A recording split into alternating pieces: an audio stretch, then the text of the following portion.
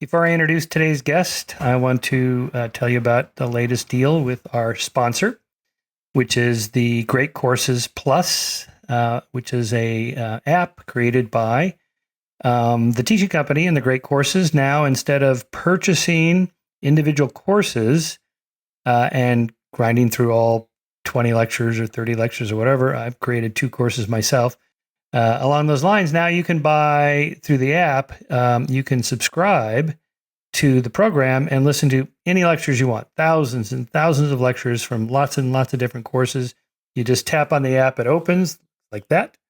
And like, for example, I was just listening to a course on my George Orwell lectures. I was listening to a course on geography. Understanding Cultural and Human Geography. And here's a lecture I'm halfway through called The Problem with Geographical Determinants. It starts off like that. And it's great because, sometimes I get interested in a course and I want to listen to all the lectures. Sometimes I get bored and I want to try somebody new, or I just bounce around, and that's the beauty of it. So much like other systems, the subscription system is great for that because you have just this rich menu of options. So please go to our sponsors here. The deal is you get a free access to all the lectures for a certain period of time. If you do it through our website, which is the setup for our sponsor here, thegreatcoursesplus.com/salon. So to get your free trial to the Great Courses Plus program, go to thegreatcoursesplus.com/salon. Thanks for listening. Welcome to the Science Salon podcast. I'm your host, Michael Shermer. My guest today is Matthew Cobb. He is the author of the new book, The Idea of the Brain, the Past and Future of Neuroscience. Matthew is a professor in the School of Biological Sciences at the University of Manchester, where he studies olfaction, insect behavior, and the history of science. He earned his PhD in psychology and genetics from the University of Sheffield. He is the author of 5 books: Life's Greatest Secret, Generation, The Resistance, 11 Days in August, and Smell, a very short introduction. He lives in England. We communicated early this morning via Skype. My early is later. And so we get into all the great issues of consciousness and sentience and the hard problem of consciousness and free will and determinism and all that. But mostly we focus on the history of the use of metaphors to explain how the brain works, mainly because it's such a hard problem. We can't do it by just talking purely about the actions of the brain, but we have to make it like something that we already understand. It's like a gravitational force. It's like electricity. It's like a telegraph system. It's like a switchboard computer. It's like a quantum computer, and so on and so forth. So it's a great book, really super interesting. It came recommended to me by biologist Jerry Coyne. So thank you, Jerry, for that. And with that, further ado, I give you Matthew Cobb. Well, Matthew Cobb, thanks for coming on the show. Your new book is The Idea of the Brain, the Past and Future of Neuroscience. So my hook into your book, as my regular listeners know, I always have some story. So the story is that our mutual friend, Jerry Coyne, recommended your book months ago, and so I contacted your publicist and I finished reading it. As you can see, it's nicely dog-eared, and I actually read my author's book. So I told Jerry yesterday, hey, guess what? Guess who I have on the podcast tomorrow? You get the first question. So he said, all right, ask him about panpsychism. Oh, for God's sake. He's kind of up in arms about there's been several new books, as you know, about panpsychism, like it's the newest thing when it's not a new thing at all. So give us your best shot at panpsychism to answer Jerry's question. It's not even wrong. Okay. I mean, okay, so I am not interested particularly in the nature of consciousness as a whole. It's not something that I am, I'm intrigued by it, but no more than that. So, because I think that most of what we have to say about it these days is primarily philosophical. and that doesn't interest me. I'm not a philosopher, I'm a scientist. And therefore, whilst I might get quite irritated by some of the things that philosophers say, I get irritated by lots of things that philosophers say. So panpsychism is just the kind of latest thing, and people are going to get excited about it and it'll go away. As you say, in fact, this is a very old argument, and it was used as a kind of killer argument in the early 18th century when people were discussing, could matter think? So this is the debate that was kind of very tentatively brought up by the philosopher and physician, John Locke, at the end of the 17th century. He said, well, it's not impossible that God, had he wanted to, could have made matter that could think. And that was as far as he was prepared to go in kind of a materialist hypothesis. And lots of people who got very upset about that at the time because they believed firmly that matter couldn't think, because that would mean that the soul was a material thing and that therefore, God kind of, and morality disappeared. So they said, well, what's the difference between the matter in your brain and the matter in a rock? There isn't any. So therefore, if any brain can think, then any matter can think. Gotcha. And what's intriguing is that kind of modern day philosophers and some scientists like Christoph Koch and others go, well, yeah, man, what's the difference between the matter in your head and the matter in a rock? Therefore, and I just don't buy it. It's just nonsense. So it will fade as a fad and then probably come back again in a few decades' time. And I suppose from a historian of science perspective, it fades and comes back because there's no way to get at it experimentally or scientifically to come to a conclusion or a consensus. We're getting there. So there are plenty of scientists. In my book, I explain, leading scientists like John Eccles, or Jack Eccles as he was known, or Sherrington. These are, absolute pillars of neuroscience who were also dualists. So they thought that there was a kind of Cartesian spirit floating around in your head, and there was some weird way in which it interfaced with your brain, and then there you were conscious.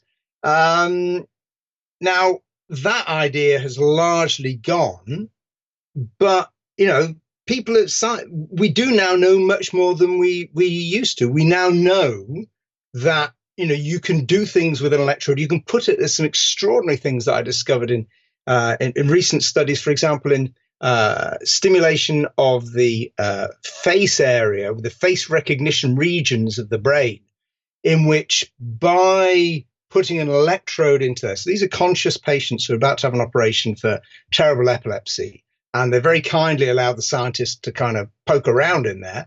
And in some cases, it wasn't so much that the faces that these patients were looking at kind of blurred, which you might expect, but actually, a proper hallucination took place. One of them was a French patient, and she said something like, well, your face turned into, I had bits of Nicolas Sarkozy's eyes stuck onto yours. So she was actually kind of fitting bits together. Now, there's no way that can really be explained, I think, by, if you stick an electrode into a rock, it's not going to start hallucinating Nicolas Sarkozy's eyes. Right. So it's clearly something about the neurons in our brain and the way they're organized. Now, I am a historian, but I'm also a practicing scientist. I'm a neuroscientist who doesn't actually work on the brain.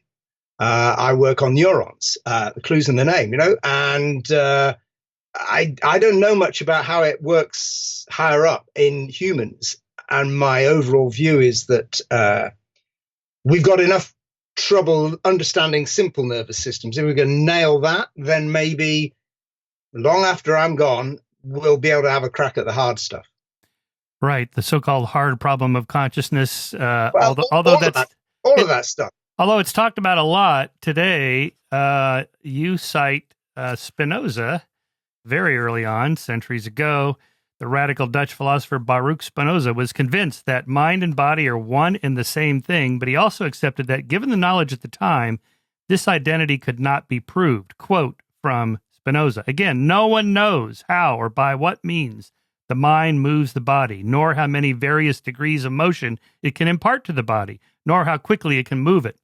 Thus, when men say that this or that physical action has its origin in the mind, which latter has dominion over the body, they are using words without meaning, or are confessing in specious phraseology that they are ignorant of the cause of said action and do not wonder at it.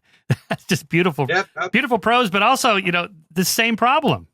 Yeah, well, we haven't got much further in that, but we do understand much more about how movement takes place and about how, in principle, how nervous systems can produce behavior. So we haven't got anywhere really to solving Spinoza's problem or anybody's problem. And that's why I'm not terribly interested in it. I mean, it's a very interesting problem, but as a scientist, it's not a doable problem. And so part of the essence of science is attacking things you can actually resolve. And my view is that's not something that's resolvable in the very near future. So I personally don't devote much. I don't devote my scientific energy to it. And I don't devote a great deal of my mental energy to it. I mean, it's very interesting. And there's some great examples, I think, in the chapter of the book that deals with that. But that's not really the theme of, it's not really what floats my boat. There you go. Yeah, I understand. But and before we get off that topic, let's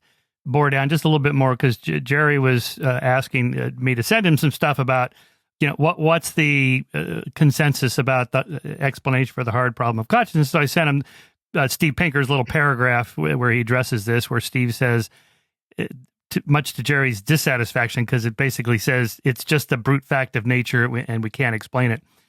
Pinker writes, in the end, I still think that the hard problem is a meaningful conceptual problem, but agree with Dennett that it is not a meaningful scientific problem. No one will ever get a grant to study whether you are a zombie or whether the same Captain Kirk that walks on the deck of the Enterprise and the surface of Zakdorn. And I agree with several philosophers that it may be futile to hope for a solution at all, precisely because it is a conceptual problem, or more accurately, a problem with our concepts. As Thomas Nagel put it in his famous essay, What's It Like to Be a Bat? There may be facts which could not ever be represented or comprehended by human beings, even if the species lasted forever, simply because our structure does not permit us to operate with concepts of the requisite type.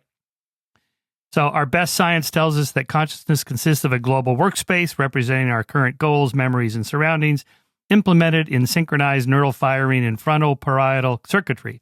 But the last dollop in the theory, that it subjectively feels like something to be such circuitry, may have to be stipulated as a fact about reality where explanation stops.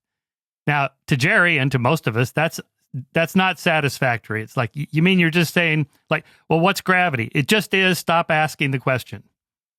Well, that's pretty much what's been going on for the last kind of 350 years. I mean, we still don't know what it is and how it works. Yeah, exactly. Right. So maybe it's a Mysterian mystery. It can't be explained. Well, I tend not to think that, but that's simply because of, my materialist assumptions. I can't provide any, killer counter argument to it. And that's why, as a scientist, I just park that. And right. I mean, if I was working on gravity, I'd probably be quite interested in how it works. But most physicists, of course, don't work on gravity. They'll be very pleased when somebody cracks it, works out what the hell it is, and those gravitons or whatever keeps the moon where it is. They'll be able to measure them and capture them, but they're not actually trying to crack that. Right. So I would say, yes, precisely. It's a far greater problem than gravity. And I don't particularly embrace the idea of simply saying, okay, well, let's just accept it and move on. But that satisfies me if it kind of enables us to do some rather more productive stuff. Because what's striking is that none of this is new, right? And you've seen this from the book. The same arguments come up over and over again. And in particular, this period in the 1870s, where basically scientists kind of freaked out and decided, my God, we'll never know anything. And they fled into, complete idealism. We see that coming up again and again. Now, I'm a bit more relaxed about such things, partly by taking the long view, and you can see that those ideas have kept on popping up. And I'm prepared to accept that, well, yeah, there's stuff we don't know, and I can't see at the moment how we could know it, and we'll just move on. I mean, we could know something, right? Here's an experiment you could do. So the thing is always, and you were talking to Christopher Koch about this, why is a red, why is seeing red, why does it have the experience? And how can we know that it's the same thing in my head as it is in yours and all the rest of it? Well, one of the ways we could know, of course, is that the difference, seeing red is actually a property of neurons, and differences between individuals, such as some people can't see red. And that is a property of their receptor neurons. Now, as far as I know, nobody's actually decoded what the neurons, the visual receptor neurons are actually sending, but in principle, that's possible. I mean, it's not very nice to do in a human, but you could do it.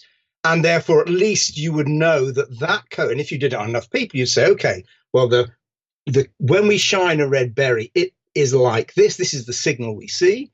In a person with normal vision, in a person with red-green color blindness, then this is the signal we see. And that would effectively say, well, that doesn't tell you why it feels that way, why it's that way, but it would tell you what it was. And that's pretty good. Yeah. Just some examples of this, I think that strengthen that argument. That say, for example, damage to the fusiform gyrus of the temporal lobe causes face blindness, and stimulation of the same area causes people to see faces spontaneously. Stroke caused damage to the visual cortex region called V1, leads to loss of conscious visual perception. Patients suffering from strokes in other parts of their brains have lost the capacity for emotions and even for decision-making. Damage to the prefrontal cortex results in high risk-taking and rule-breaking behavior.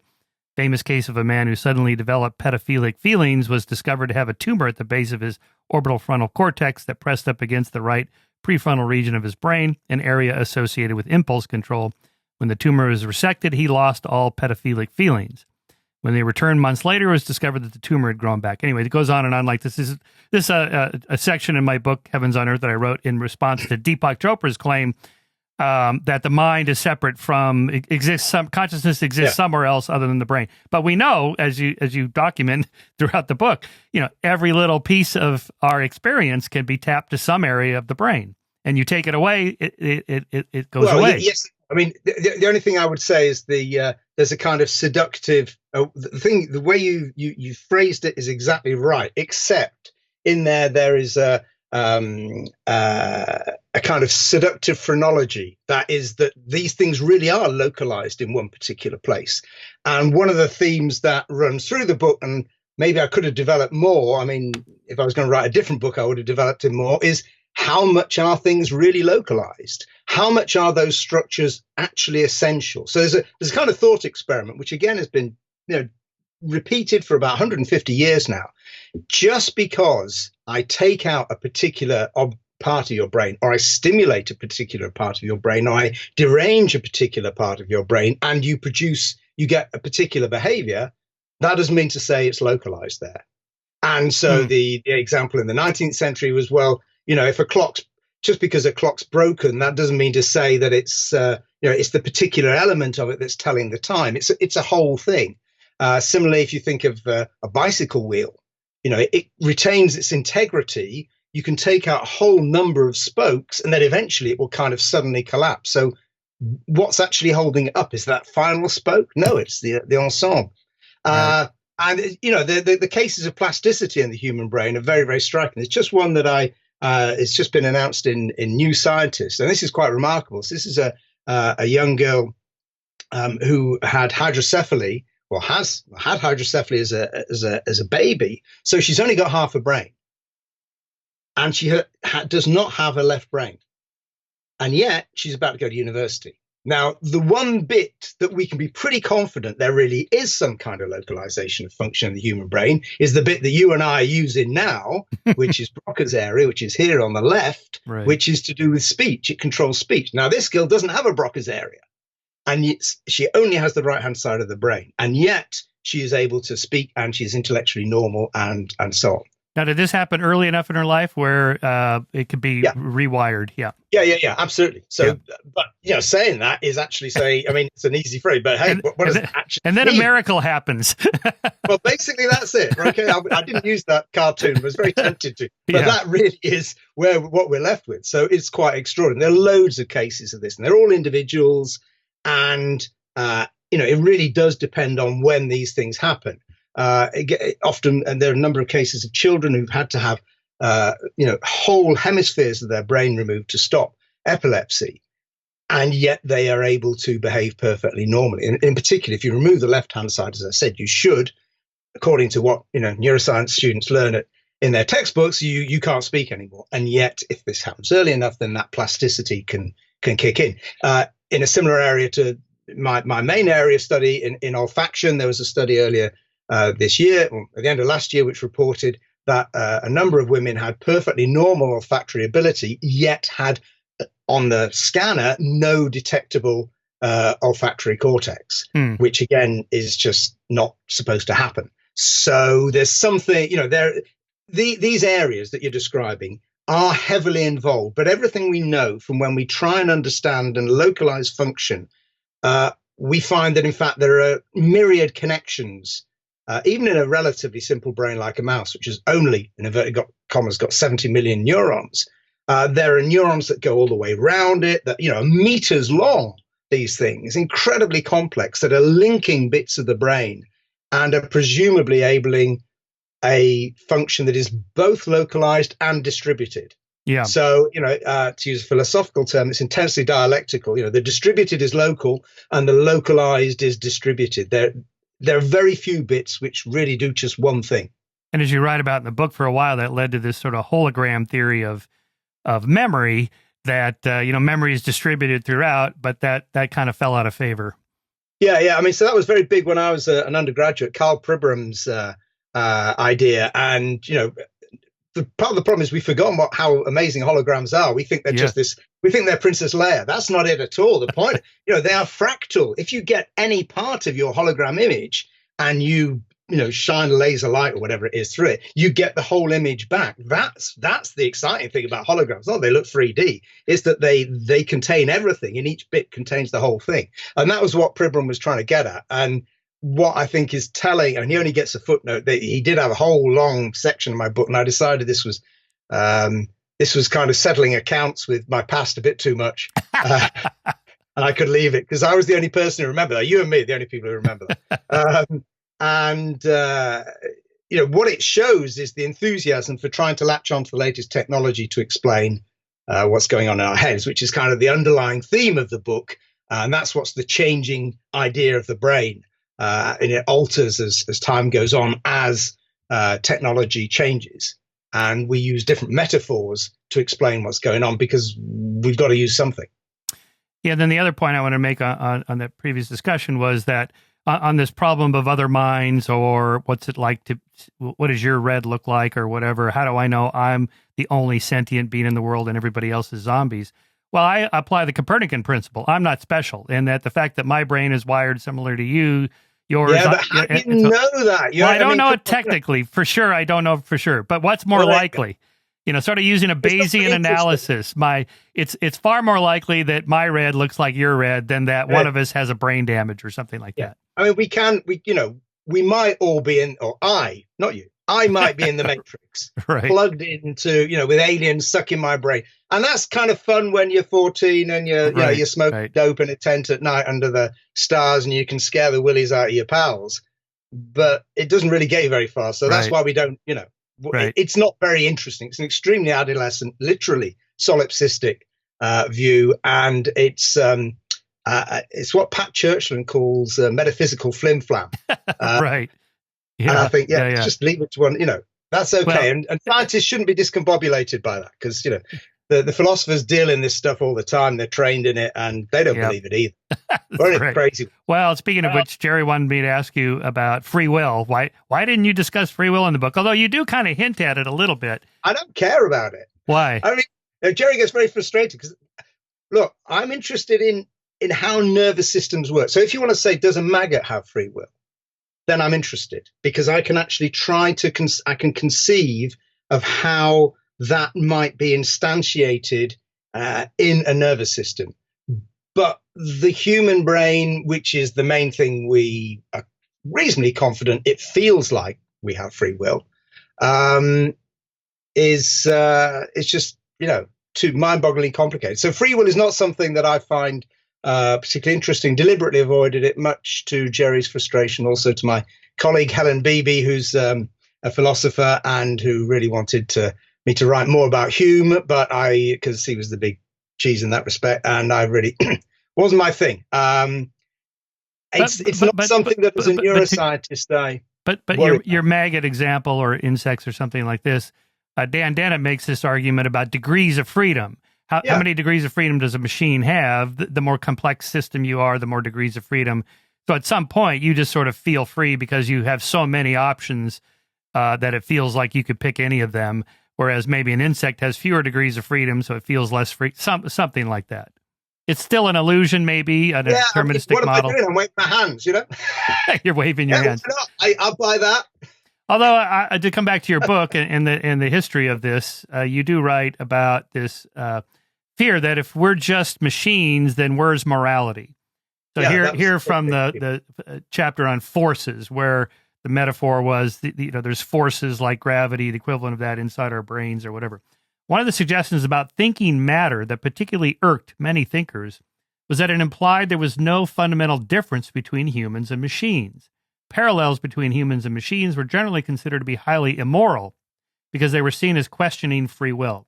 If human choices somehow flowed from an underlying material process rather than the spirit, then morality would collapse, went the argument. Many critics suspected that materialists would use the machine analogy to inveigle naive youngsters to rampant sexual behavior. According to one John Whitty, the cunning scheme of the materialists would be first to argue themselves into mere machines and afterwards in letters to the ladies to persuade them for what ends 'tis not difficult to determine out of their immaterial and immortal souls. There you go. So again, another problem we talk about today that's very old. Yeah, absolutely. I mean, nothing. I have read nothing that has kind of surprised me in the last 50, 100 years discussion of this, because it's all been written about before. And that doesn't mean to say it's not, any of these points might not be true. Although I'm fairly certain that one in particular is not, but it's one of the fears. And to the extent that poor old Locke, who, as I said, was really tentative and just said, what kind of maybe, people then accused him of being, responsible for the downfall of civilization, which, of course, is something that is also perpetual and ongoing. And young people don't respect their elders, and their memories are being distracted by this newfangled book or whatever it is. Right. Or newspapers. So we're always worried about that stuff. I mean, I think I have a very materialist idea about our morality, because I'm not just a neuroscientist. I'm an evolutionary neurobiologist. That's sometimes what I call myself, because I'm interested in how nervous systems have evolved, and how they are adapted to particular niches. And our morality, which is pretty widespread and general in most humans for most of the time. That's why all the holy books will say, thou shalt not kill, except if it's an unbeliever or in a war. But in general, you don't kill people. And that's how our societies work. We're incredibly cooperative. You don't have sex with your very close relatives. It's a bad thing, unless you're King Tutankhamun or whatever. So there are always exceptions. But in general, that morality, which is shared, my working hypothesis, which I can't prove, but my working hypothesis is that is in our genes. Mm-hmm. So just as our consciousness and our ability to think is in our genes, so too is our morality. And that goes way back to our earliest cooperative beginnings 250, 300,000 years ago. I can't demonstrate that, but I mean, that seems... I think it's a reasonable argument. Start. I don't know what you mean by demonstrate. I think you can demonstrate it. In as much as any social species, there's always going to be a tension between, wanting to hoard all the resources for yourself and your family, but that the other guy is thinking the same thing. So you have to work out some kind of a cooperative arrangement. So this leads to kind of a game theory analysis of organisms and their motives, and other organisms and their motives, and how they work out a kind of a cooperative contract, as it were, a social contract to do this. And so that's to me, that feels like real morality, even though Christians would say, no, it's not real. You're just making a social arrangement, a contract. We want it to be inside that you really feel moral. But I argue that it's not enough to pretend to be a moral person, because we're also good at detecting psychopaths that fake being moral to manipulate you. Always. Not always. No, we're not. Well, But the more you know somebody, you can kind of detect their cues, and but then it's sort of an arms race, like Trivers. That I cover up my own cues by believing my lie, and then maybe you'll believe that I believe the lie, and so forth. Yeah. But and on it goes. But at some point, you actually feel good about helping somebody else, because then you're more likely to do it. So how much more real can that be? I feel like a good person when I help somebody. Yeah, except there are different ways. That's not what I guess how chimps feel, which are extremely violent, and so humans might behave that way, but we have a different ecosystem and a different ecology from chimps or from wasps and ants. And Darwin says that if humans were reared as, it's interesting. He says if they were reared like ants and bees, we'd think nothing of killing our sisters. We'd think it was a very moral thing to do. So he doesn't even suggest that it's actually inherited. He suggests this is actually a learned thing, which is rather odd. But the key thing is that it relates to your morality in different species will relate to your ecology. So that there are ways of cooperating whilst having a big nasty male chimp coming and beating you up every few days if you step out of line. Yeah, which isn't the way we do. I don't know if you know Christopher Bum's work on his book was Moral Origins, I think it was called. So he's got a database of hunter-gatherers and how they treat bullies and free riders and nasty people. And, at some point they employ capital punishment. Absolutely. You got to do something about the people that are going to disrupt our social harmony. And so to me, that feels like, okay, so here's what I'm after. In response to conservative Christians in America who say, I don't like this evolutionary theory because it leads to this materialistic worldview, which leads to there's no objective morality, which leads to sex, drugs, and rock and roll and the end of civilization. Sounds good. It sounds like fun, yeah. To which I say no, but then I make the argument about no, morality is really inside of us, and you really feel it, and that's as genuine as it gets. But a lot of people, seeing back to this kind of old dualism idea, they want something out there, separate from you, the material stuff we're made out of. Well, yeah, I think that contradiction is there, and for a lot of people, as we can see, for a long, long time, that's extremely powerful and important, and people get very feel it very deeply as an attack and a critique of their whole worldview if you argue that. Yeah. So, and this, gets to the problem of why people feel like we have a mind. And so let's go back to your book. For a long time, people didn't feel like we had a mind. It was in the heart. The thoughts in the heart. Well, yeah, or not even. So, but the most interesting thing, I mean, you write a book and it's never what you started off being and thinking.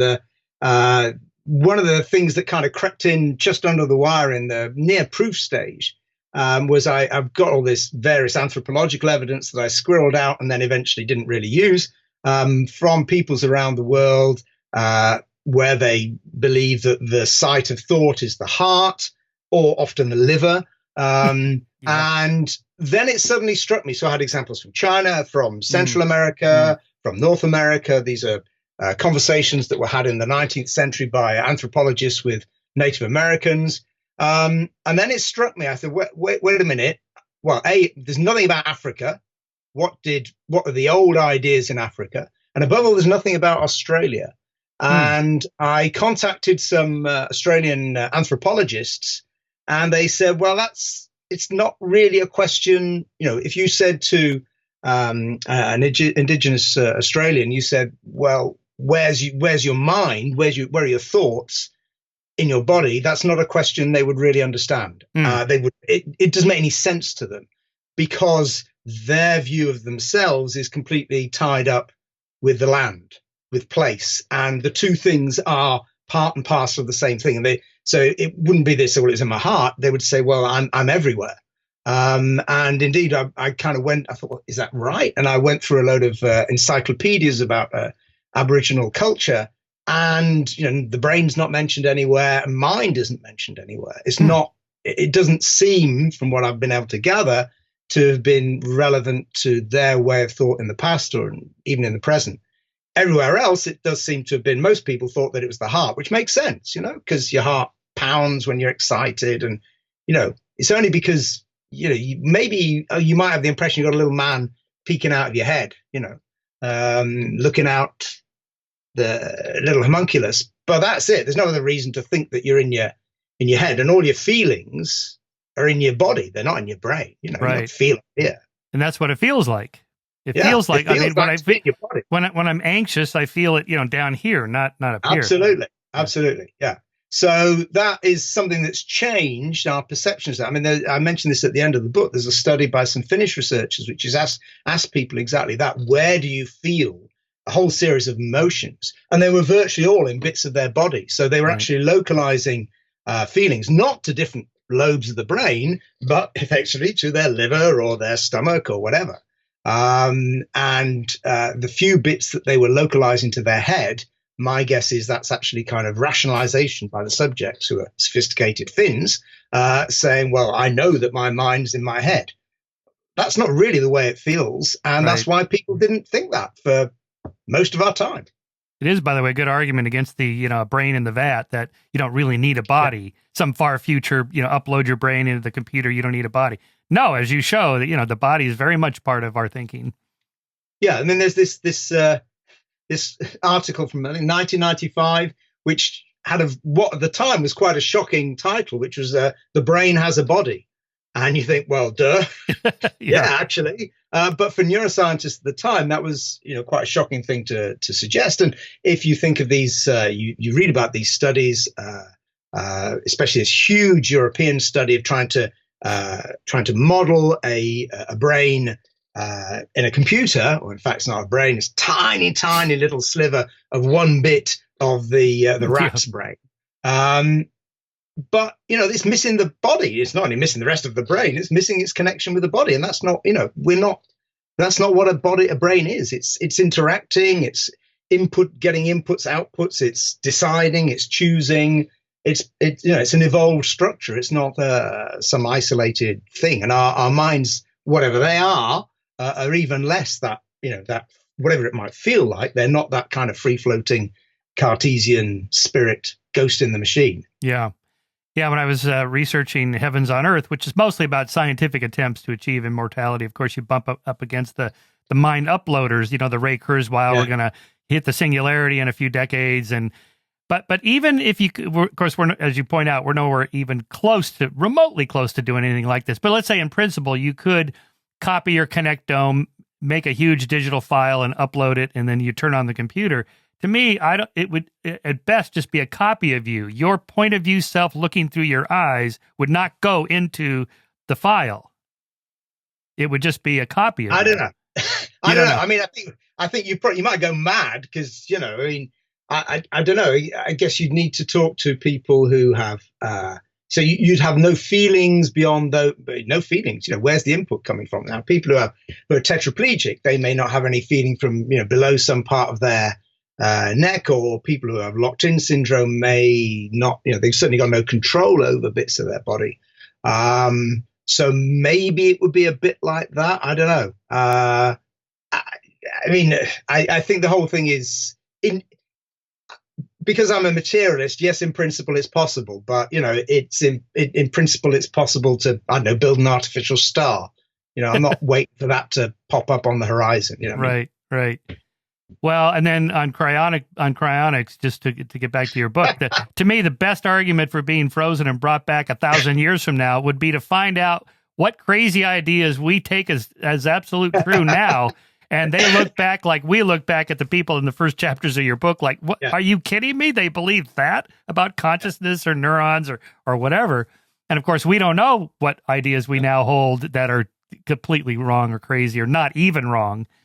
Yeah. And that gets back to, that's part of the intriguing thing. I mean, you're not allowed to, you're allowed to laugh at their ideas, but you can't be condescending. You can't think they were stupid because they were just as smart as us, But some of the ideas are funny. Yeah, I like what you're at here. We should never dismiss past ideas or people as stupid. We will be the past one day, and our ideas will no doubt seem surprising and amusing to our descendants.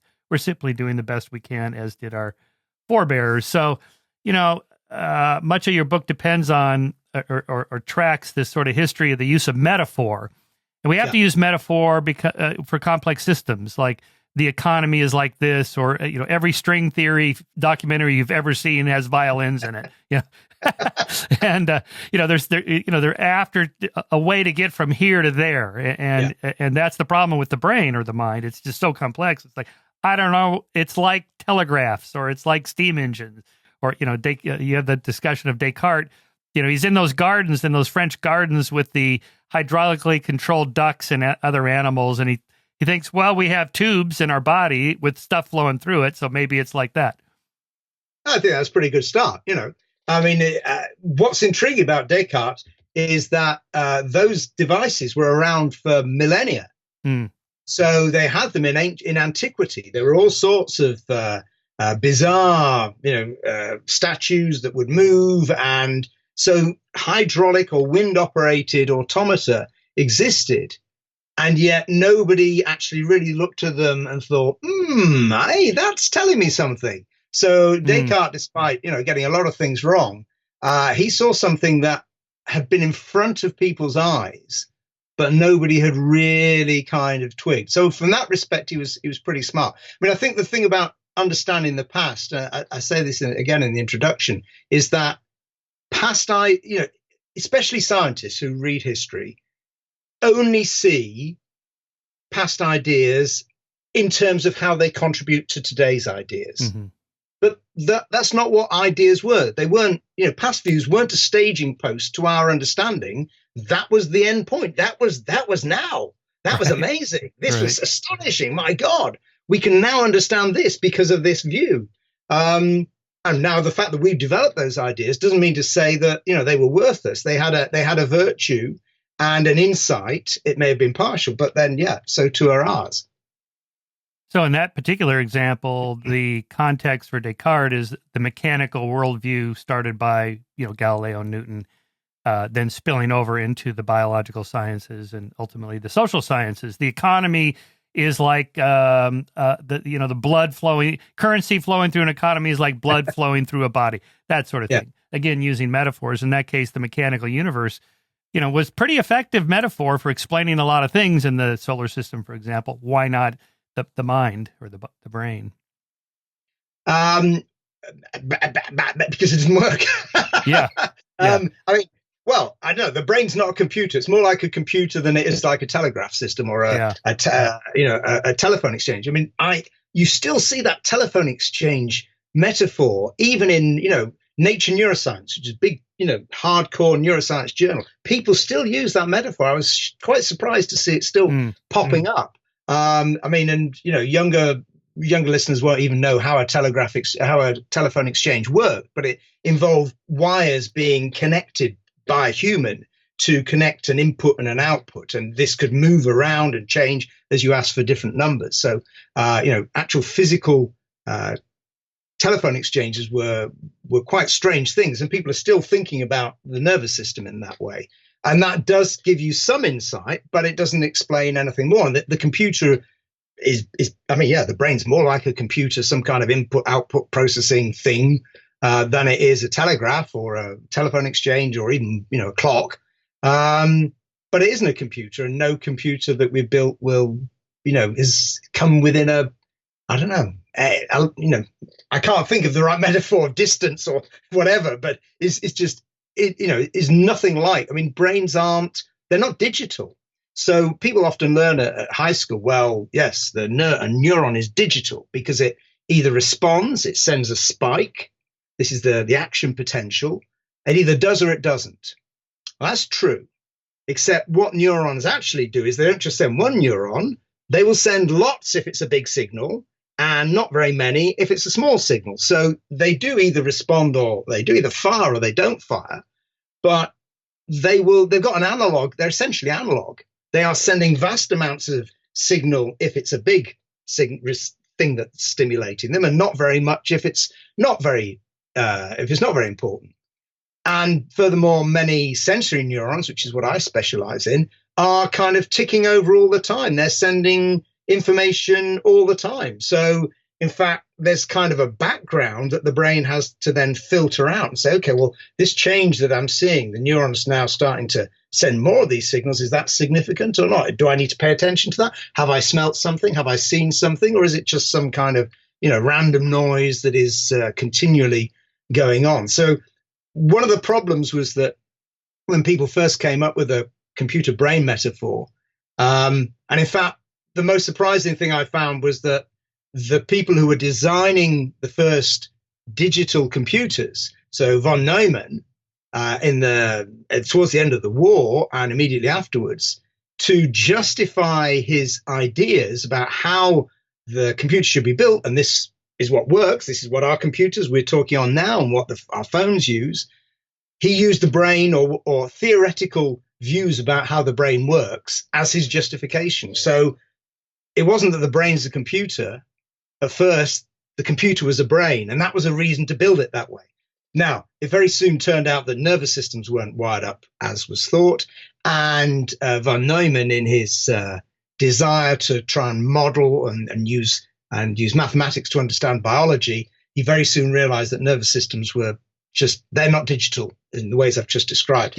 Any physiologist, any neurophysiologist who'd recorded from a neuron could have told him that. It had been shown at the beginning of the century by Edgar Adrian and others, that there's this incredible analog component to how neurons work. Now, no computer works that way. The basic structure of a computer with all its switches. Larry Abbott wrote this very amusing essay entitled, "Where are the switches on this thing?" Right.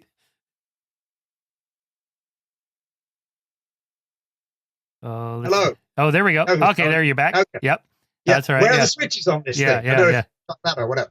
Where are the switches on this thing? So he's actually pointing out that the essence of a computer or any machine we've built is digital switches, and the nervous system doesn't have any. That's not the way it works. Right. I can see why they developed that, because once, as you show in the chapter on when it was first discovered, that the entire body is made of cells, including the brain, and that the cells are not actually connected. There's that little synaptic gap. So then it feels like each neuron is a switching device that just either sends a signal or doesn't to the next one down the line. And usually it's some super simple, this one, this one, this one, this one, with a little gap. And then you see dominoes is how we think of it. Yeah. So that kind of feels like a simple computer, say from the 1950s or something like that. So I can see why that was developed. I wonder if it's possible to even talk about how the brain works without using some sort of metaphor. It's like probably not. No, I'd agree. I mean, so to take your example, you need language to explain things, and to take the example of string theory, which you use, so TV program's going to have pictures of violins because people like me haven't the faintest idea what's going on. You got to help me through it. But if two physicists talking to each other, they're not going to talk about violins. They're going to use literally a different language. They will use the language of mathematics. The problem we have about biology in general is that it doesn't follow the same kind of strict logical rules as physics, and we don't have anything other than metaphor to kind of hang on to, and attempts to mathematize biological processes of any sort have generally failed dismally, because reality has said, hey, this is a great idea, doesn't work that way. Right. Well, like emergent properties, consciousness or whatever, sentience is probably an emergent property. Just like water doesn't exist in the individual molecules. Yeah. And so we, or just take something like unemployment. It's real. Economists measure it. Politicians promise to do something about it. People feel its effects. But you wouldn't study unemployment with physics, much less biology. Yeah. Right. So it's an emergent property of, complex systems. So thoughts or the mind or whatever is something like an emergent property of neurons firing, but that isn't very helpful, but at least it's a way of saying it. It's like that and not that, something like that. Yeah, it really, let's be honest, it's a way of parking the problem and letting future generations deal with it. I mean, I remember sitting around as an undergraduate in the coffee lounge, and we said, well, what is consciousness? Because I did a psychology degree, and that's what it is. It's an emergent property, blah, blah, blah. Okay, let's move on to something else. Because, and we were happy with that explanation. and it satisfies me. I don't think it is satisfactory. It is not, doesn't really tell us what's going on. But in terms for me as a scientist, I'm happy to leave it there and carry on trying to work out how a single neuron responds to a smell. I mean, that's what I'm, you'll see that, the readers will see in the final section, which looks to the future and tries to grapple with the problem of what we should be doing, because neuroscientists are getting to this stage, as they have been in the past. This is nothing new, but they really are. It's getting worse. We've got so much data, we don't know what to do with it. There's all there's connectome data now, there's transcriptomics. So you can actually, we've been able to identify hundreds more cell types by not looking at their structure, their shape, but by looking at what genes are expressed in them. And by then you get new classifications, which we had no idea because the cells look the same, but because they've got different genes working in them, that suggests they have a different function. They're responding. They're doing something different. This set of neurons that looks like that and this set of neurons that look like that have got different things going on inside them. So there's just this tidal wave, and this is the kind of word that people use: tidal wave, tsunami, onslaught. And it's really physical words they're using about how we're drowning in this sea of data, and we don't really know what to do with it and how to put it together. So there've been repeated kind of think pieces in Science magazine and books and so on, with a lot of head scratching, thinking, well, what are we going to do about understanding all this stuff? Yeah. Now, most neuroscientists don't actually read that, or they might read it, but they don't pay any attention. They just get on with, like I do, watching my maggots wriggle and trying to work out how a tiny little bit works. But I think there is certainly the general public has got a right to know that people haven't got the foggiest what to do next. And, despite the seduction of seeing pictures of bits of the brain lighting up, or claims that we're going to have a brain on a chip, or all the rest of the stuff that, you read every day in the papers. Yeah. I mean, that really is mainly nonsense. Or speculation or storytelling, something like that. Well, it's hoping they're going to get some more money so they can do some more experiments. So, aren't there something I don't have an answer to this, by the way.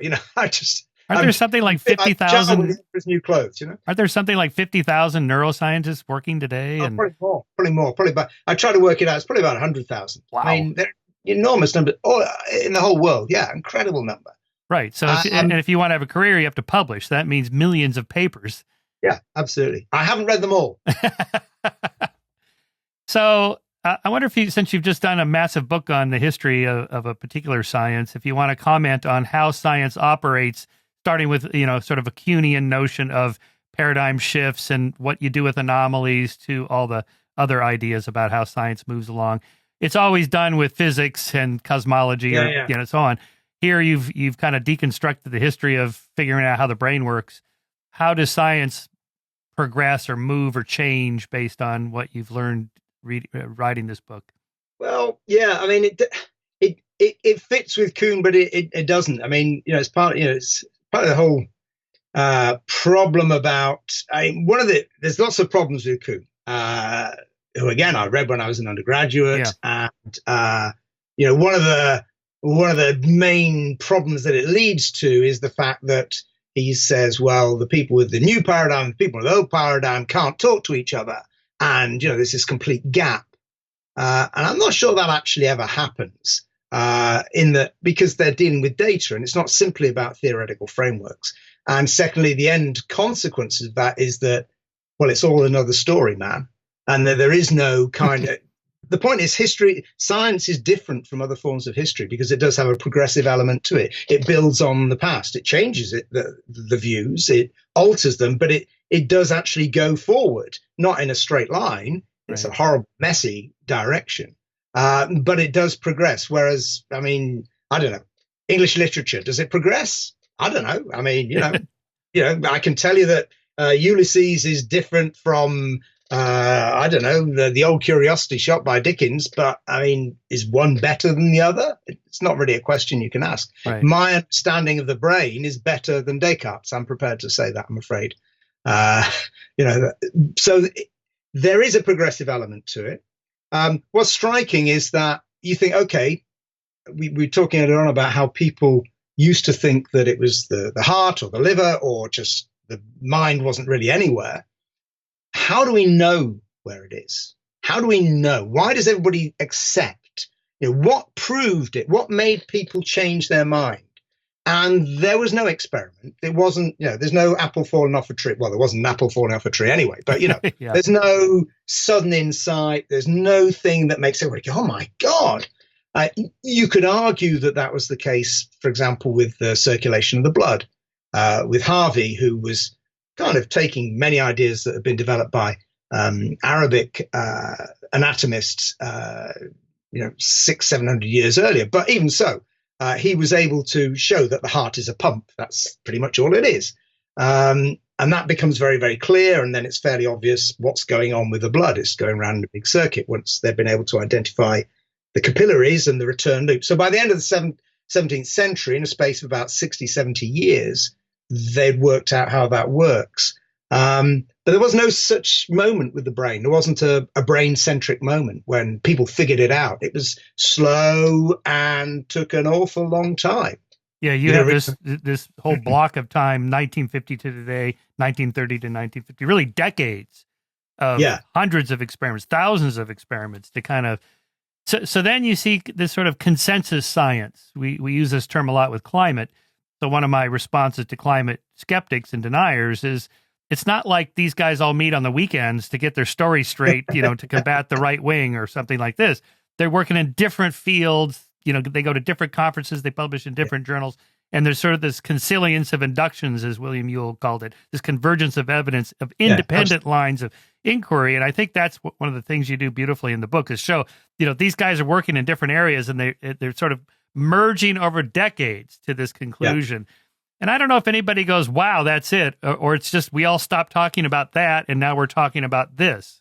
I think that's what happens. It's slow and it gets, especially in the 20th century, it gets translated into institutional structures. Before then, we're mainly talking about, a handful of individuals. But once you get into the 20th century, especially the second half of the 20th century, then you get universities, you get textbooks, and, things are just accepted. This is the way they are. So, for example, the chemical nature of the synapse was something that took ultimately, it was called the War of the Soups and the Sparks, very dramatically. So it's 20 or 30 years in which physiologists, sometimes nearly came to blows in conferences, had blazing stand-up rows about was there actually an electrical spark that jumped across, or was it something chemical? And even when they resolved that at the beginning of the 1950s, that's just in your smooth muscle. It's in the periphery. It's not in the brain. And it was to be another 20 years before it was accepted that there were, and the word was coined, neurotransmitters in the brain. So for all that time, people had no idea what was happening inside your head, how on earth these neurons were communicating. And now it just seems kind of obvious. Well, it's all to do with, it's neurotransmitters. And if you're depressed, you've got a chemical imbalance. Right, I was watching an old episode of Seinfeld the other day, and Seinfeld says of one guy, says, he's not crazy, he's got a chemical imbalance. That was from 1992. And that was shortly, they picked very sharp. They picked up on this idea about 3 or 4 years after it first began to be floated.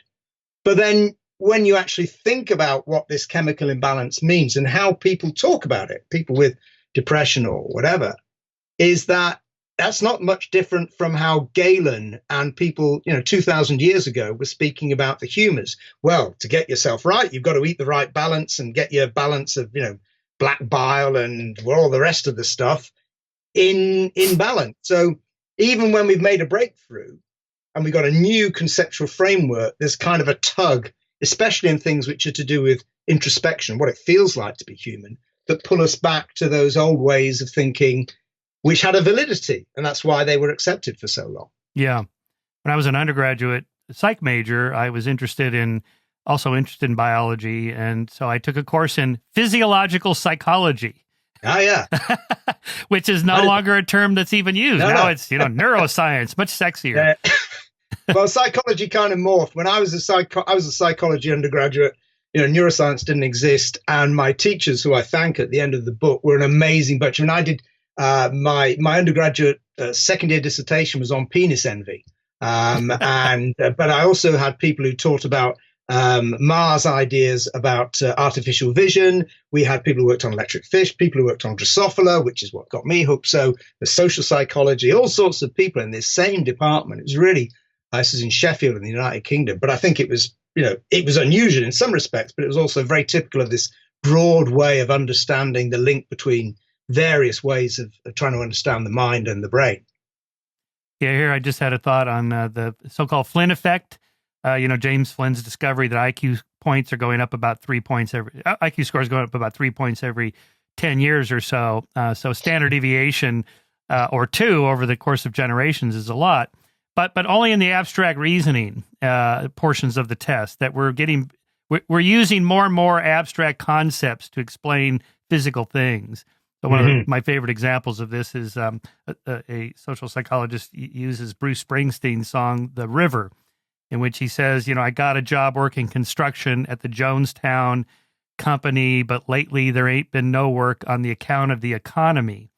That's 1970s. If you would have gone back 50 years, no one would have said on account of the economy. They would have said the Jews or the blacks or the minorities or, that the economy is an abstract concept. And so much of what you document in your book shows this sort of mechanical idea to much more abstract concepts about the mind that I wonder if I've just been making this stuff up now as I go, but that we're kind of being tugged up by this Flynn effect. We're using more and more abstract concepts to explain physical things. Yeah, well, I think when it comes to the mind, that's really all we can do. But there's a contradiction because we're also trying to localize it either in 2 bits of the brain that light up in the kind of classic fMRI studies we see on websites and in newspapers. So there's that localization. And then for people like me, we want to localize it down to neuronal networks and understand how that's working. So things are going both ways. Maybe we're using more abstract terms at one level, but there's a reductionist push, which is right, and I entirely support, to try and embody that, to see how it can be instantiated in the activity of neurons, because that is ultimately all there is, no matter what it might feel like, right, and no matter how miraculous it is. And I don't have an answer to how it all works, and I don't know whether my cats are conscious, and I certainly don't know whether my maggots are conscious. I hope not, but maybe they are in some kind of dim way. But I have no idea how that works, but it is just neurons all the way down. Well, not only neurons. It's neurons in the body. But when we talk about, say, neural networks, we throw that out like, oh, it's all due to neural networks. Because we use the word network for the internet, networking. It's a common abstract idea. But as you're pointing out, but what is actually going on? You're talking about let's say a column of neurons that are firing in this particular area that influences another column or network or module, or like in the evolutionary psychologists, they were using the Swiss Army knife model for a while. Yeah. Now they're using the phone app. It's like you have a bunch of different apps, and these are just abstract ideas to try to grasp something that is really just concrete. Yeah, I mean, and so there's a choice there, and different. They're all legitimate. My career choice has not been to pursue that. So I did work on humans. I spent my first postdoc was getting twins drunk. I did that for 3 years, and we measured their psychological and physiological responses to getting drunk. And this had obviously genetic and environmental components. But I realized that working with people was really, really hard. And above all, you can't kill them when the experiment doesn't work. So I decided that I was going to go back to flies, which is what I'd done my PhD on. You got IRB approval for getting students drunk? Wow. Well, they weren't students. This is a huge twin register. It's a long-lasting study that's still ongoing in the UK of a set of twins at the Institute of Psychiatry, people who volunteer and fill out questionnaires. Okay. All right. Yeah, we got ethical approval for it. I mean, it was, we did the experiment. It was great. You get very, very drunk very, very quickly, first thing in the morning. So did you found a genetic component to how you're affected by alcohol?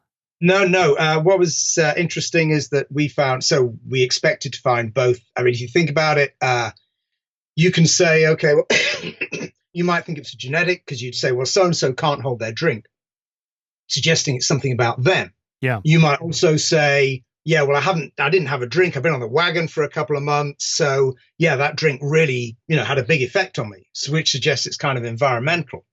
So we expected to find both kind of effects, and we found nothing, really. To be honest, not much. And then this was about 35 years ago. 35 years ago. And then an Australian group, about a year later, they did the right experiment.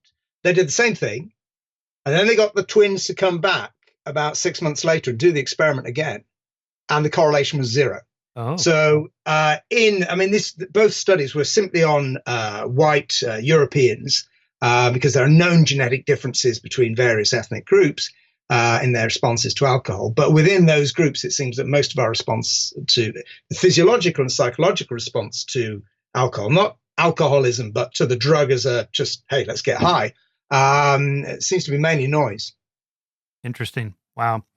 Well, let's move up toward the last 50 years. The so-called present. Michael Gazzaniga is a friend of mine here in UC Santa Barbara, and his famous experiments with the split brain. They're fantastic. He's been so good because he's written down not only his what happens. He's put the videos, the films that they made. Right. Of these split brain experiments. He's put them online. So they're going to be on my website, which is theideaofthebrain.com, which has also got the full bibliography, which isn't in the book because of space reasons. Okay. Okay. So he liked the book. I was really pleased. He's given us a really nice quote, which having read that stuff as it was, just come shortly after it came out, I was very, very pleased that he enjoyed the book. But I mean, that was all down to the work that he's done in passing on not just the facts, but what it felt like to do those experiments and discover this astonishing reality in these people's heads. Implying that there's two minds or multiple. You get two for the price of one. Yeah, somebody said, hey, great. Said to him, hey, great. Now we've got two things we don't understand instead of one. Right. What it shows is that, it shows that the mind is an emergent property of a certain number of neurons, and that if you chop the brain in two, so the two sides can't talk to each other, you end up with two. Now, they're not exactly the same. And that's what's really intriguing about what his subsequent. After I stopped being an undergraduate, the studies he did subsequently, in which he was able to show using some very clever experimentation that the problem is you can't, as we mentioned earlier on, you can't ask the right-hand side of the brain, or you can't get a verbal response from the right-hand side of the brain about what it thinks and what it feels, because it doesn't, in general, have control over language. So you can only ask the left-hand side of the brain. And he was able to do various cunning experiments and reveal that the left-hand side of the brain has a different kind of morality to the right-hand side. The right-hand side acts much more like ordinary people do. The left-hand side of the brain, if you give it a little tale in which somebody does something by accident and causes injury to a third party, most of us would say, well, that was an accident, so you're not blameworthy. You might have made a mistake, whatever, but you're not a bad person. In these split brain patients, the left-hand side of the brain is very, very critical of somebody who's done that. So the right-hand side of the brain isn't, it's like you or me and accepts that, yeah, stuff happens. So there's interesting, that might reveal something about the completely unknown circuitry of the two sides of the brain. Although we have to remember that, we don't have to, this gets turned into such a lot of what in English we call neurobollocks. You don't have a left brain and a right brain, and they're not doing, you've got one brain, it's two sides are talking to each other. That's how you can see in three dimensions, because the two sides of your brain are connected, his studies, I think, are absolutely remarkable. And, and he doesn't know what to make of them still, what it actually means. Well, he's got that metaphor term, or whatever he calls the left hemisphere interpreter, which basically makes up stories to explain what the other hemisphere is experiencing in the split brain. Like he shows that one subject, a woman, a picture of a female nude to the right hemisphere of a woman patient called NG. Although her left hemisphere reported that she had seen nothing, she smirked, looked embarrassed, and eventually began to giggle. So Michael asks, why are you laughing? And she says, oh, I don't know. The machine there you have is really funny. So, what I like about this research is it makes me wonder to what extent we're just making shit up about explaining why we do what we do, our own internal motives. We don't really know why we do things. I mean, it kind of implies I'm just making stuff up to explain why I did what I did. Well, I guess your right-hand side of the brain may not do that. So, I mean, the whole brain together, I mean, it's an integrated whole. So we've got to, in asking the left-hand side and getting that weird, making shit up interpreter stuff that he explains it by, which I think is as good an explanation as any. I haven't got a better one. That's not what a person is. A person isn't. We've got the two bits are together. So it's somebody who's only got one half of their brain, and that's a bit weird. Just like the right-hand side can't speak and can't control speech in general, the left-hand side is doing weird things. So I'd be more inclined to see the brain as an integrated whole. And these studies, as I said earlier on, so people who've had half of their brain removed to cope with epilepsy, and this still happens. There are about a dozen people a year in the UK this happens to. They get by quite fine. They're okay. Although I did want to ask you about that with the patient HM, Henry Moilson, or I forget how to pronounce his last name. Now we know who he is. I guess he was too old for the brain to rewire itself by the time they took out most of his was the hippocampus. Yeah, well, it was worse. I mean, crikey, reading that. So, my golden rule with all this stuff is go back to the original source. You've got to read the stuff as it was written. And even if you think you know it, that's the best reason to go back and read it. And so reading the original paper was absolutely fascinating when they describe what he's like, because there's not just him in it. There's 4 other patients who have similar kind of problems. And this, the physician who did the experiment, basically, I mean, it's a hole about that big that he basically drills into either side. So he gouges out huge parts of the poor man's brain. What's interesting is that he couldn't. So the problem is he doesn't have a hippocampus. And so one of the things we think the hippocampus does is to enable memories to be encoded. It's not the site of memory, but it's the structure you require for creating new memories. So he was experimented on for the rest of his life by scientists. And so every time he met them, it was for the first time. And so he was always happy. 51st states. Yeah. I mean, but the scientists, of course, knew him. And, they knew about, when he died, they said it was like losing a very good friend. But for him, it was a perpetual now. Everything was novel, more than a few minutes. He didn't know unless he'd learnt it before the operation, with some exceptions. So, for example, he would occasionally speak about the Beatles or the astronauts or President Kennedy. So, I mean, because it wasn't a surgical operation. It was a bit of butchery, to be honest. Yeah. There were clearly connections in there that was enabling him to do something. Maybe it was, new neurons being born. Maybe there were subcortical structures which weren't destroyed, which were still intact, which enabled him to encode bits of memory which he wouldn't normally be able to. It's not quite clear what was going on.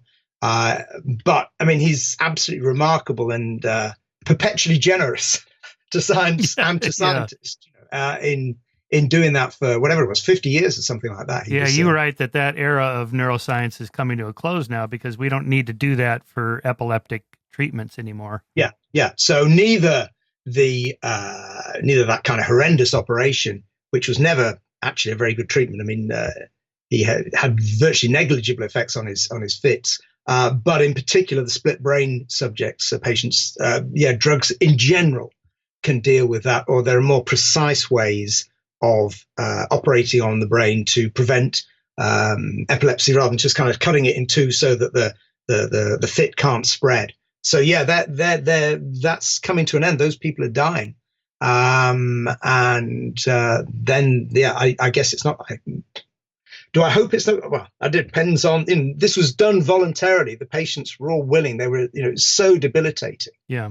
But as I've said, people are still doing operations on people to relieve their brain. These are really bad cases of epilepsy, and patients are often allowing people to put in electrodes, and you get these weird things like these single neurons that respond to a picture of Jennifer Aniston or the Sydney Opera House. And, this is just so weird.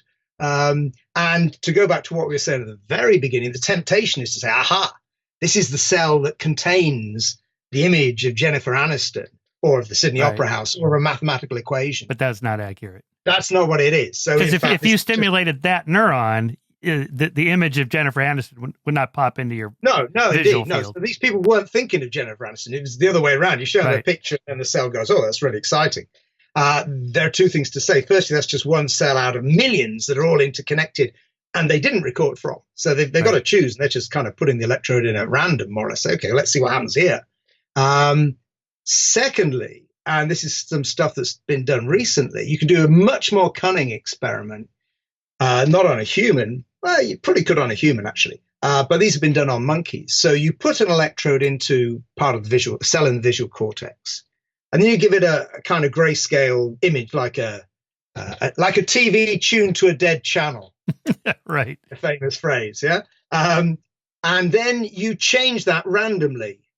And when it gets the cell gets interested in, I don't know, say having a patch in the top left-hand corner that's showing an image, then you present that and you amplify that, and the computer that it's attached to then changes and effectively using the neuron to find out what it's really interested in. And then you look at in the end, you get a cell that's really, really excited by an image, and you think, okay, well, this is a monkey. I'm in the face area, processing area of the monkey brain. I'm going to see a monkey's face. And in fact, you see something like out of a very, very bad trip. It's just all kind of mangled, and you can see an eye somewhere, maybe a bit of ear, but it's just weird. Looks like a Picasso painting. Well, no, I mean, a Picasso painting, you can see what's going on. I mean, maybe that's what a monkey Picasso would paint. Yeah. It is so strange, and that shows you that that's just one part of a whole network of cells that are all connected, and they're all getting excited by slightly different things. And the overall composite, the emergent property, is of a face. Right. Yeah, that's one of the reasons I like Oliver Sacks's books, is because every chapter is some weird thing people experience, and then he tries to pinpoint where that is, like the face blindness, the fusiform gyrus in the temporal lobe. And, the woman is looking in the mirror. Well, what do you see? I see like an apple with a slit and two wormholes. Yeah. That's just what? I mean, it's just inconceivable, but it's there. It's because of that, lesion in that area, part of the brain, which to me tells me, well, that's where, the face recognition software, or whatever you want to call it, is located. Well, that's where part of it is. Anyway. Yeah. It's a whole connected thing. And going back to what we were saying about being uploaded, this is the whole hardware software thing. It was the phrase I use in the book very briefly. It was kind of touted about 15 years ago, is wetware. Because our neurons, and it's not like what our brain does. Any brain, a MAGA brain, is intimately connected with its structure. The neurons are both its components and the software, the algorithms that are producing the output and the input and the processing. They're all the same. They are the same thing. So, I couldn't put my mind into your brain. That wouldn't work. That we're two different. Who knows what happened. We're not the same. Even two men of a certain age and all the rest of it. We are completely different individuals. Even two twins are going to be different.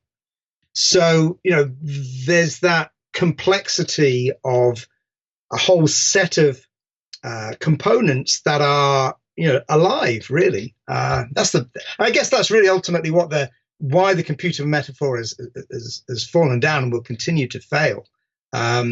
Is that, there's a difference between silicon and flesh. It doesn't work. We don't work along the same rules. And for the moment, going back to your suggestion that, well, maybe there are just some givens we're just going to have to accept, I think that's one of them. Mm-hmm. So there's a theme in the later part of the book is in general, what I'm trying to do is show our ignorance. My publishers weren't originally very impressed when I said, well, look, it's basically going to be a book saying we don't know anything. They go, that's no good. We want a quantum theory. We want a theory. Right. People want. I said, well, I'll do what I can, but I don't think you're going to get anything like that.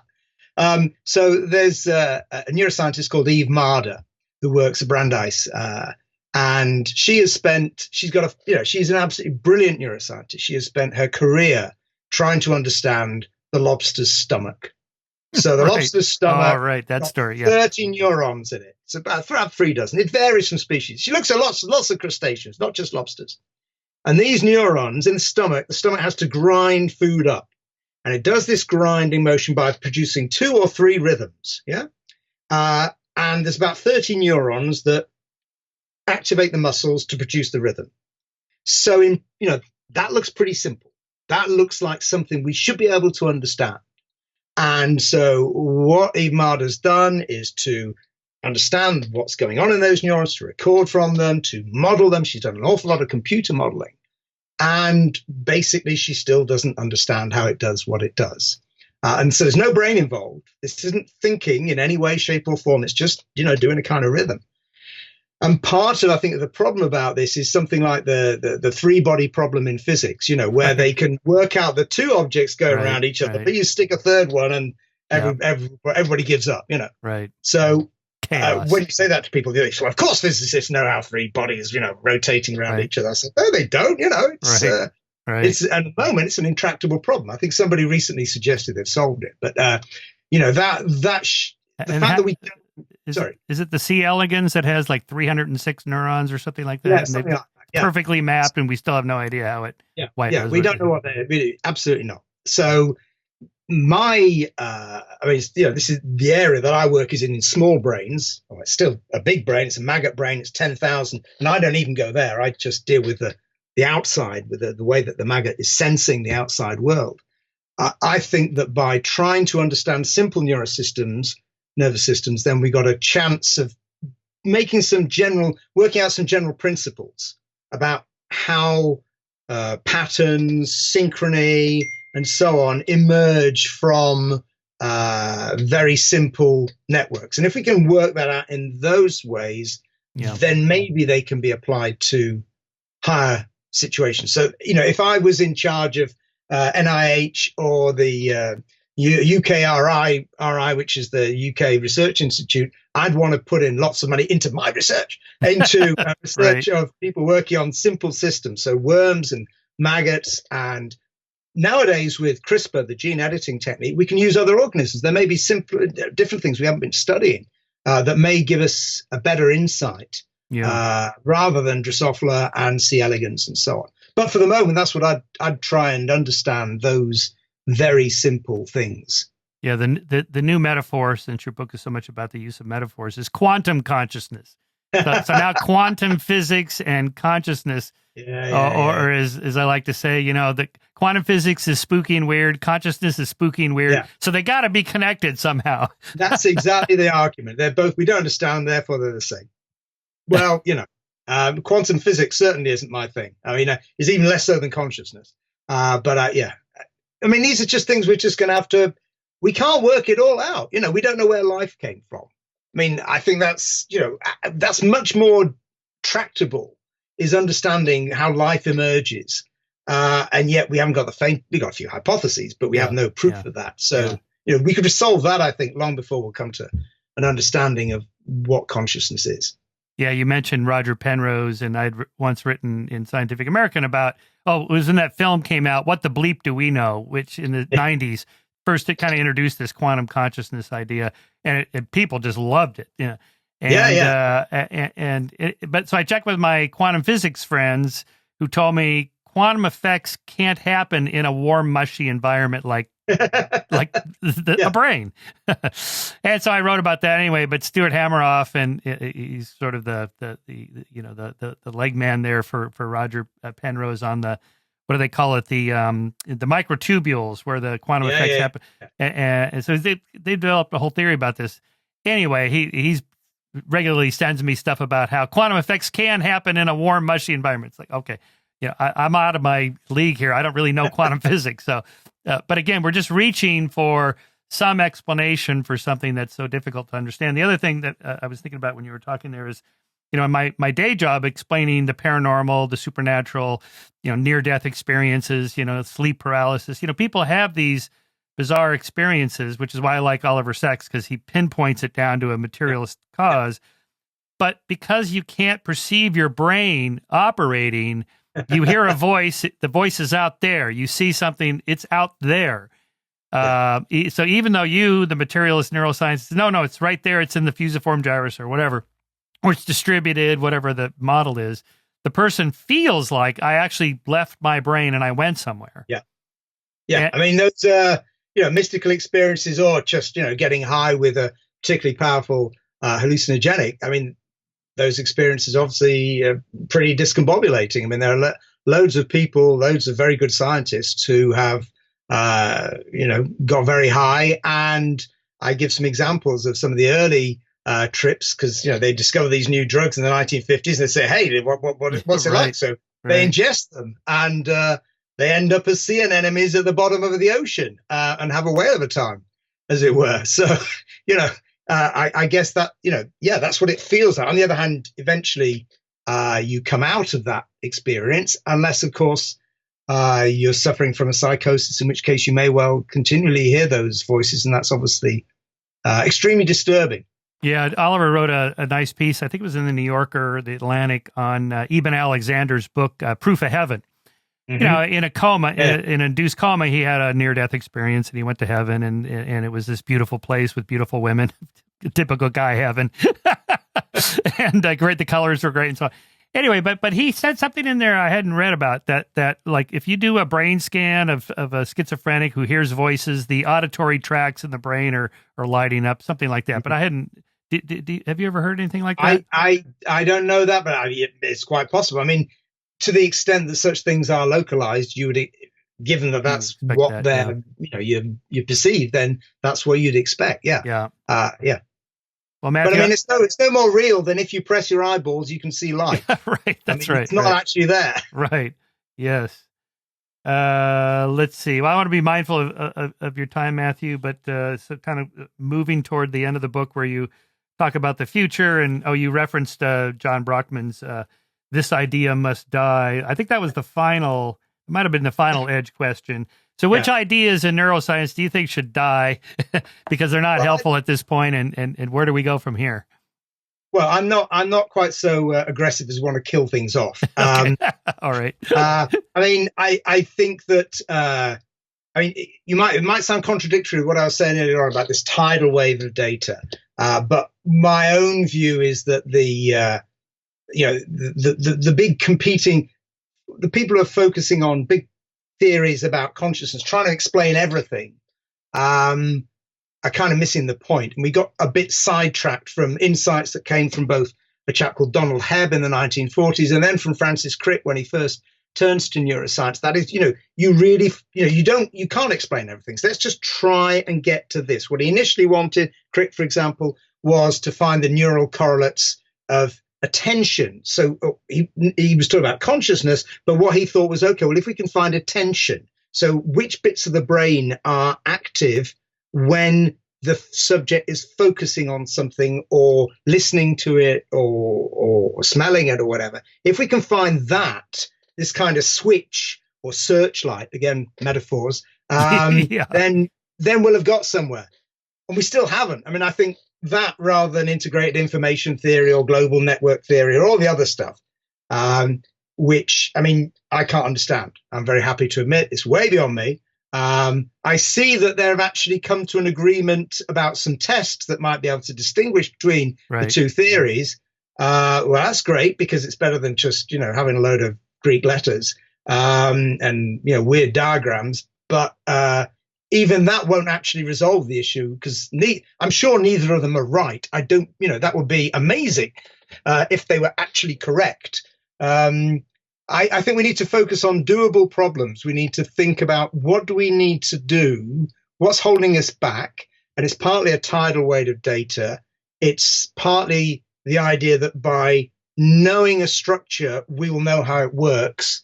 So one of the pioneer neuroscientists had a rather snappy little phrase, where is not how.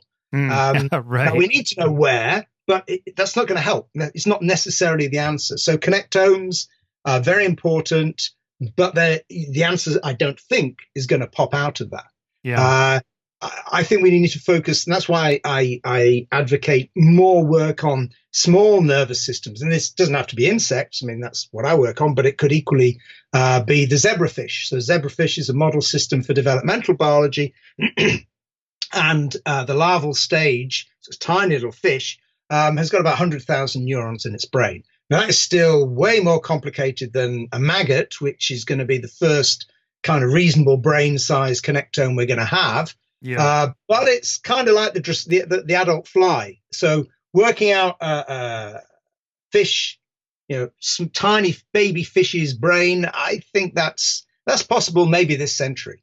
If we can work out the tools on worms and on maggots in the next kind of 30 years, then we can apply it to something more complicated. Yeah, it's like this, again, the global workspace. That's just a metaphor. I mean, I just picture this big table and all the inputs are coming into it. It's all laid out. And then the homunculus kind of sorts it out. Wait. Well, that's it. Who's doing this? Who's looking at the table? That was well, Dennett was very sharp about that. Yeah, what was that line? I love that line. Well, he says Crick and Cox said in one of their earlier articles that, basically the brain does this initial processing and then it presents it. And so he goes, ha, presents to whom? The Queen. Right. And right. So there's currently been a bit of a minor kerfuffle. An article by a French neuroscientist has even attacked the idea of coding. The earliest metaphors we've had about how nervous system works is that they encode information. This goes back to the early 1920s, even before information became mathematical. Edgar Adrian, the great neurophysiologist, talked about the neurons represented the outside world through something like the Morse code, so a code. And the argument goes, well, yeah, but what are they representing it to? It's Dennett's point again. Are they, and so if you talk to neuroscience, and I've done work on this, I've talked about the code in maggot olfactory neurons in their smell cells and how that code is then represented to downstream structures, which is just, I have no idea, bits of the brain, it goes that way, we need to think of the whole thing as much more of an ensemble. And these metaphors, which have been incredibly powerful, my suspicion is that we're getting to the edge. So what kind of crass thing often says, yes, a metaphor is a frame, but a frame also limits you. You can't get out of it. You end up stuck. So I wonder whether the fact there are so many think pieces by neuroscientists over the last decade or so, of people wondering where we're going, that maybe we are chafing against the edges of these series of metaphors, computer code, information, and the kind of one-way structures that we got from computers, we built into computers, and we go, oh, that's what a brain looks like. Every bit of data that comes out, shows that there's top-down information. So even the immediate perception is being nuanced and altered by previous information. Even something, in the sense of smell, there are neurons coming down from the visual cortex that are altering how you perceive things.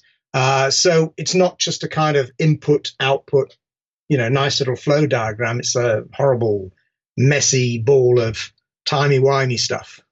Well, it's like the Libet experiments you talk about in here where, sort of pop versions, particularly by those pushing the determinist perspective, is that you see this part of your brain made the decision before you did. It's like, but that part of the brain that's also me. Yeah. Well, what's interesting about those experiments is that, the experiments are valid. People have repeated them over and over again. They're real. A lot of psychology isn't, but that's real. However, it's all based on you just kind of randomly. They're not important choices. If you ask somebody to make to actually really choose to do something that counts, it's not there. Right.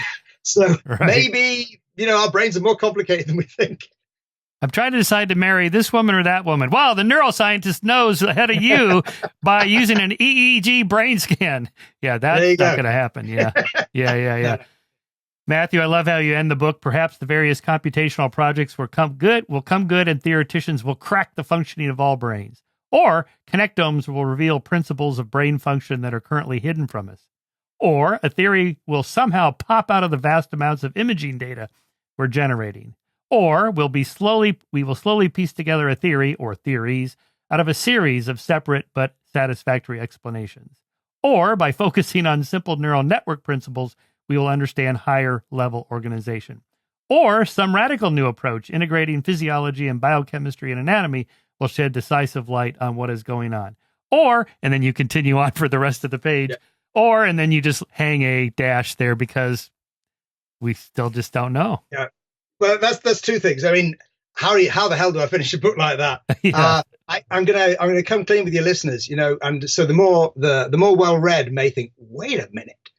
In fact, that idea is stolen from Nietzsche. Nietzsche, in one of his essays, has this crazed kind of description about it, just as he was about to go completely bonkers, and so he just piles up all these alternatives for the future, and then finishes on or. And I read that and I thought, what audacity! Just to leave it like that. And then I was trying to think about how to finish it, and also, let's be honest, keep everybody happy. So that's right. Every possible thing that I kind of asked people on Twitter, what do you think is going to happen? I mean, people sent in kind of various things, and so I scratched my head and wondered about which bits I might think were possibly true. And so it's leaving it completely open. I don't know. If I knew the answers to any of this stuff, I would be saying thank you in Swedish, and it would all be done and dusted. But none of that's going to happen. So I don't know where it's going, but it's going to be interesting. Well, it's a great book, The Idea of the Brain: The Past and Future of Neuroscience. Matthew, what's next on your plate? Well, I've got two other books coming out this year. I've got a very short introduction to smell, a very short introduction, these little Oxford University Press books. And that's been a lot of fun. So I've been writing about smelling culture, about history, as well as about neuroscience. And I have translated and collaborated on a book called The Black Box of Biology, A History of the Molecular Revolution, by a French friend called Michel Morange. And this is a heavily updated version of a book I translated for him about 25 years ago. And so they're coming out this summer, shortly after this one. And then I'm about to start work on a book on the kind of history of genetic engineering and of gene editing and of humans' responses to it. So it's going to be more. It's not simply about science. It's about what society thinks about it and where we're going with it. You know that book, The Emperor of Scent? It was by this guy who was the New York Times perfume scent editor. You can't imagine why you'd even have somebody like that, but okay, you have the wine guy and the food guy or whatever. Anyway, I heard him give a talk about this and the difficulty of writing about smells. Like what does this smell like? Well, it's sort of sandalwood. It's kind of smoky. And it's like, wow, it's something I've never even thought about. Speaking of metaphors, like how do you translate an internal experience? In general, you have to use other smells. So there are some exceptions. So you can think of dank, fetid. We do have some very specific words. They're generally not for nice things, but most things we have to use similar, words for other smells, or things like green, stuff like that, which is some, I guess, a metaphor. So that's one of the things about, we don't know what the dimensionality of smell is. Right. We don't know we can't describe it scientifically, and we don't have any kind of day-to-day language that enables us to communicate like that. Unlike, say, sound. We can describe sound. We know it's about wavelength and intensity. The smell, we got a very rough idea about it's to do with the chemicals involved. But I'll just close on one example from the smell world, which takes us way back to the experience of what it's like. So there is a smell. It's called androstenone. And this is sometimes sold as a human sex pheromone. It's not a human sex pheromone. It is, in fact, it's a boar pheromone. It's secreted by the male boar in his saliva, and it brings the female boar on heat. The sow comes on heat when she smells this stuff. But humans have very different responses to it. And that response, so I think it smells quite sweet. Some people, and this is kind of got different geographical origins. So the ancient human, the original human version, is to think that this smells disgusting. I gave a smell talk recently to a bunch of students, and a female student says, "Oh, that's disgusting. It smells like sweaty ball sack," Oh, God. Which is pretty graphic. Anyway, so she didn't like it, but I think it's nice. Now, that difference in perception is due to two single base pair changes in our DNA. Whoa. So this smell is only detected by one receptor, and that receptor has got two alternative forms that change a single letter of DNA, an A to C in both cases, changes one amino acid in this chain of this receptor, and that produces a difference in perception. So the difference between me going, hey, that's nice, and her going, that's disgusting, is somehow it's something has happened to our neurons, are responding differently because of the way that smell is binding to that receptor. So that's perception. That's all it is. It's just neurons. Right. Whoa, that's mind-blowing. So it's not just in the molecules, it's also in here and how that gets tweaked by genes. Incredible. Yeah. Be a super interesting book to read. But for now, I'm just going to recommend people pick up The Idea of the Brain, because that's where you're at right now. And that's a big enough problem to solve. That's right. Thank you, Matthew, for coming on the show. Appreciate it. Good to talking to you. Have a good day. Thank you very much. Bye-bye. Bye-bye.